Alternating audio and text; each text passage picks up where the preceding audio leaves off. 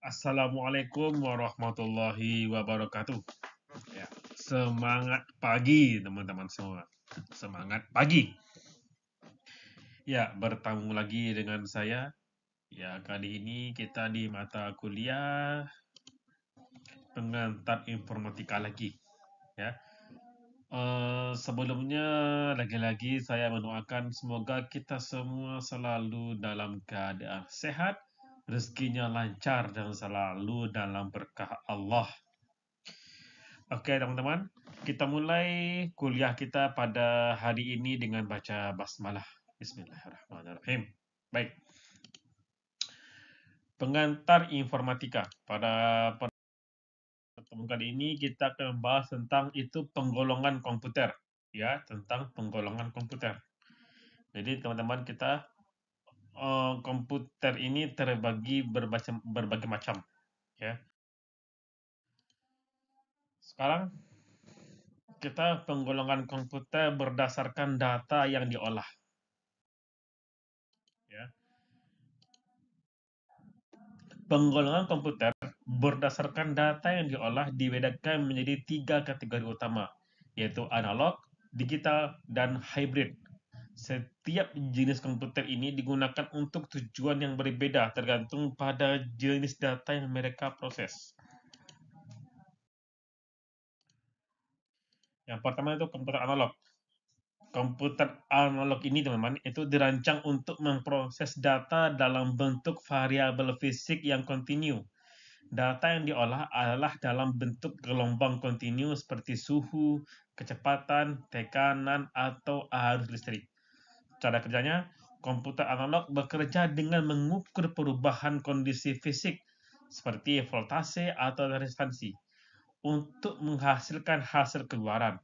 Nah, komponen utamanya seringkali berupa alat ukur yang menerjemahkan data fisik menjadi bentuk yang dapat dimanipulasi.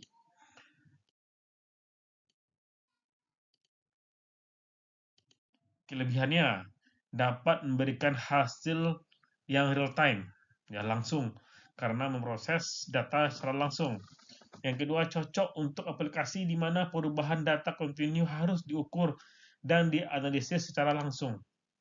Kalau kekurangannya, kurang akurat jika dibanding dengan komputer lain, jenis lain, dan rentan terhadap gangguan fisik dan perubahan lingkungan yang dapat mempengaruhi keakuratan hasilnya.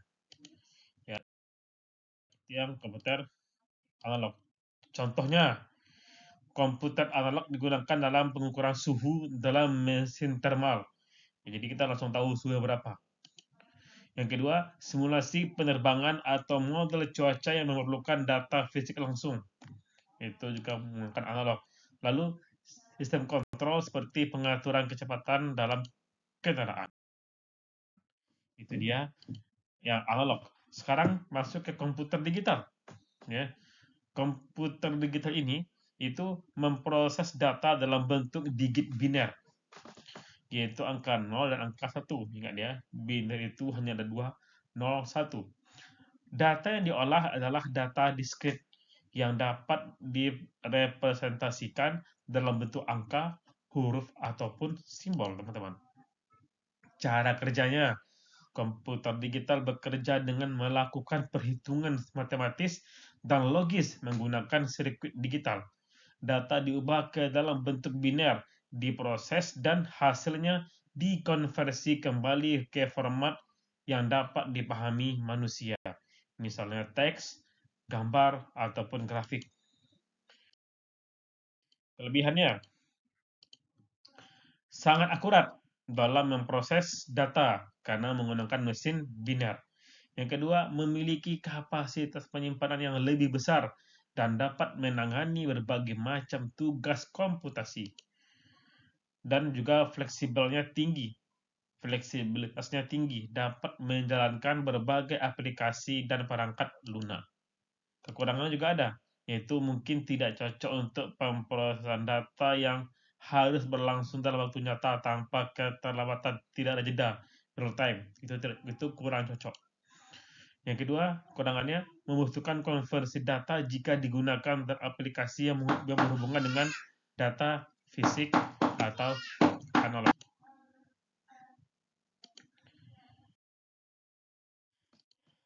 Oke. Contohnya komputer pribadi PC kita, ya, laptop dan juga smartphone. Itu contohnya komputer digital. Sistem bisnis dan keuangan untuk pengolahan data transaksi itu juga digital. Dan mesin-mesin untuk pengolahan gambar, permainan video, atau pemrosesan teks, dan sebagainya. Itu komputer digital. Jadi PC kita itu yang kita gunakan sehari-hari itu juga itu termasuk dengan komputer digital. Sekarang komputer hybrid, yaitu menggabungkan fitur dari komputer analog dan juga komputer digital. Dia memungkinkan pemrosesan data kontinu dan diskrit dalam satu sistem, di mana komputer ini digunakan dalam aplikasi yang memerlukan pengolahan data yang kompleks, di mana dia harus berkecepatan tinggi dan dan juga dia akurat, ya. Dari real time dia juga akurat. Cara kerjanya, komputer hybrid mengolah data fisik yang terus-menerus berubah dan mengubahnya menjadi data digital, ya, dari analog diubahnya menjadi data digital untuk diproses lebih lanjut. Sistem ini sangat efisien dalam menangani data real time dan menyajikan hasil yang akurat juga cepat. Kelebihannya, menggabungkan keunggulan kecepatan komputer analog dan kecepatan komputer digital. Jadi dia tuh cepat dan juga tepat. Yang kedua, efisien dalam menangani aplikasi yang memerlukan pemrosesan real time dan hasil yang presisi. Kekurangan itu ada, ya. Kekurangannya adalah biayanya lebih besar. Yang kedua, membutuhkan perangkat terkhusus untuk mengintegrasikan komponen analog dan juga digital.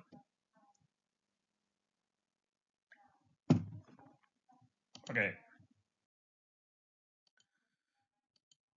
Contoh penggunaan. Itu dalam dunia medis. Komputer hybrid digunakan dalam perangkat pencitraan medis seperti CT scan dan monitor pasien. Yang kedua juga digunakan pada sistem kontrol industri seperti di pabrik-pabrik yang memerlukan pengawasan proses produksi secara real time. Dan juga dalam simulasi penerbangan, komputer hybrid digunakan untuk mengontrol dan memonitor berbagai data fisik dan digital secara bersamaan. Seperti itu. Ya. Nah, jadi kesimpulannya, komputer analog itu memproses data fisik yang kontinu digunakan untuk aplikasi real time. Kalau digital, memproses data diskrit dalam bentuk biner digunakan untuk aplikasi umum dan sangat presisi.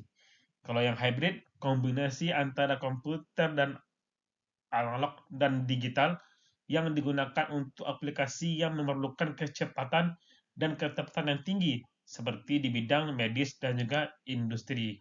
Jadi masing-masing jenis komputer ini memiliki peran penting dalam memenuhi kebutuhan komputasi yang berbeda, tergantung pada jenis data yang harus diproses dan juga untuk apa komputer itu digunakan, dan juga tingkat akurasi yang diperlukan. Ya, itu ya. Nah, sekarang berdasarkan kegunaannya, apalagi pengulangannya. Nah, jadi teman-teman, pengulangan komputer berdasarkan kegunaannya dibagi menjadi beberapa jenis, yang masing-masing dirancang untuk tujuan tertentu sesuai dengan kebutuhan penggunanya. Yang pertama itu namanya komputer khusus, special purpose computer, yaitu komputer khusus dirancang dan dikembangkan untuk melaksanakan suatu atau beberapa tugas tertentu.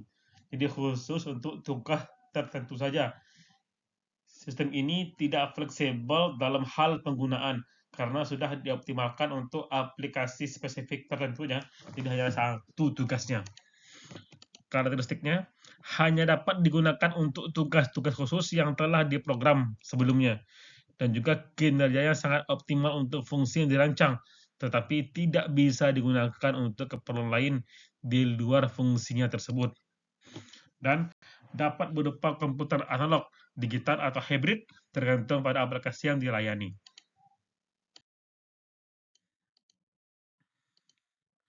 Contoh penggunaannya, yaitu pada komputer pengendali mesin, digunakan dalam robotika industri atau lini produksi untuk mengontrol peralatan medis, peralatan otomatis. Maaf ya. Komputer dalam pesawat ruang angkasa, yaitu digunakan untuk navigasi, hanya untuk navigasi dan kontrol penerbangan. Ada pada medis seperti MRI, ya, atau alat pemantau jantung, itu hanya untuk itu digunakan, yang khusus yang dirancang untuk fungsi medis tertentu. Dan juga pengendali lalu lintas itu digunakan untuk mengontrol sinyal lalu lintas dan mengatur arus kendaraan di persimpangan. Ya. Sekarang ada komputer umum, General Purpose Computer. Itu komputer yang dirancang untuk melaksanakan berbagai tugas atau fungsi, di mana komputer ini fleksibel dan dapat diprogram untuk menjalankan banyak aplikasi yang berbeda. Karakteristiknya dapat digunakan untuk berbagai macam aplikasi seperti pemrosesan data, pembuatan dokumen, pemrograman, desain grafis, dan juga hiburan. Dia juga memiliki fleksibilitas yang tinggi karena mendukung banyak perangkat lunak yang dapat diinstal sesuai dengan kebutuhan pengguna. Digunakan secara luas dalam kehidupan sehari-hari, baik di sekolah, rumah tangga, ya, di kantor, di kampus, dan sebagainya. Contoh penggunaannya itu PC, ya, termasuk itu komputer umum, laptop, komputer server, dan sebagainya. Ada komputer mikro, yaitu mikrokomputer. Itu komputer ini menggunakan mikroprosesor sebagai unit pemproses pusat CPU dan dirancang untuk penggunaan pribadi atau pekerjaan ringan. Karakteristiknya kompak, mudah digunakan, dan terjangkau. Dia juga digunakan oleh individu atau usaha kecil untuk berbagai keperluan, seperti mengetik dokumen, browsing internet, dan juga bermain game. Contoh penggunaan komputer pribadi, PC, ya, laptop, tablet, dan smartphone. Ada sistem embed, itu seperti komputer dalam peralatan rumah tangga, misalnya mesin cuci, oven pintar, AC juga, atau sebagainya. Lalu ada juga komputer mini, yaitu mini komputer. Yaitu komputer ini memiliki kemampuan lebih besar dibanding dengan komputer mikro dan digunakan untuk tugas-tugas yang lebih kompleks seperti dalam organisasi menengah atau departemen tertentu di perusahaan besar. Karakteristiknya lebih kuat daripada mikrokomputer dalam hal pemrosesan data, tetapi lebih kecil dan lebih murah dibanding mainframe. Yang kedua, dapat melayani puluhan hingga ratusan pengguna secara bersamaan dalam jaringan kecil. Kalau contoh penggunaannya, server departemen, yaitu digunakan untuk manajemen data internal di perusahaan. Yang kedua, sistem kontrol industri, yaitu mengelola berbagai fungsi dalam pabrik dan perusahaan manufaktur.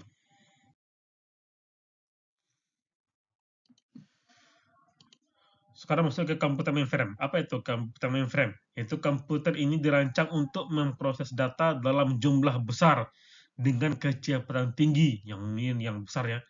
Biasanya digunakan oleh perusahaan besar seperti bank dan sebagainya, dan juga digunakan oleh lembaga pemerintahan untuk mengelola data yang sangat penting. Ini paling besar, ya, paling bagus. Karakteristiknya memiliki kapasitas penyimpanan data yang sangat besar dan kemampuan untuk menjalankan banyak aplikasi secara simultan.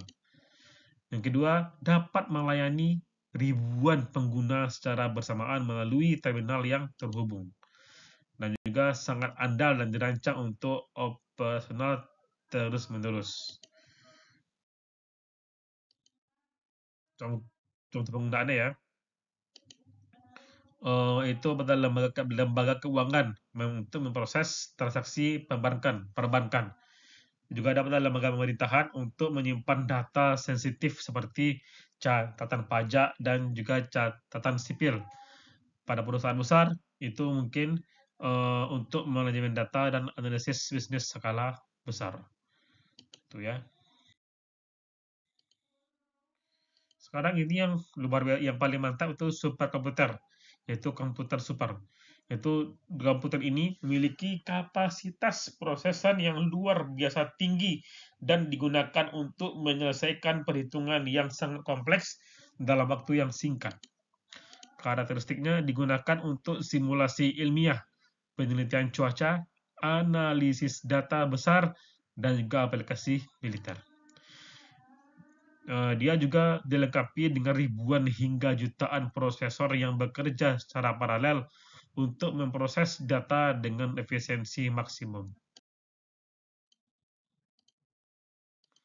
Contoh penggunaannya, simulasi cuaca dan iklim.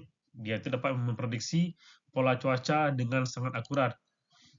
Pada penelitian ilmiah dalam bidang seperti astrofisika, genomik, dan simulasi nuklir. Dan AI, kecerdasan buatan untuk melatih model AI yang sangat kompleks. Seperti itu. Jadi, penggunaan komputer kesimpulannya ya, khusus ya, ada komputer khusus, ini berdasarkan kegunaannya ya. Komputer khusus di mana dirancang untuk satu tugas tertentu saja. Kalau umum itu lebih fleksibel, dia dapat digunakan untuk berbagai macam tugas ya.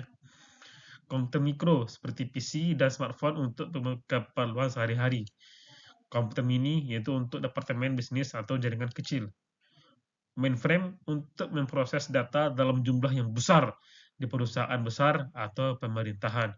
Terakhir, superkomputer untuk komputasi ilmiah dan analisis data yang sangat kompleks. Jadi, masing-masing komputer ini dirancang dengan spesifikasi tertentu yang sesuai dengan kebutuhan pengguna, dari yang paling sederhana hingga yang paling kompleks. Seperti itu.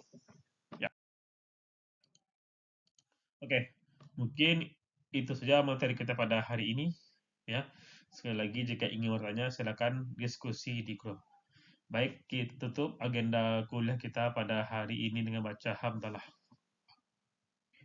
Sempurnakan dengan doa penutup majelis. Subhanallah. Banyak maaf. Wassalamualaikum warahmatullahi wabarakatuh.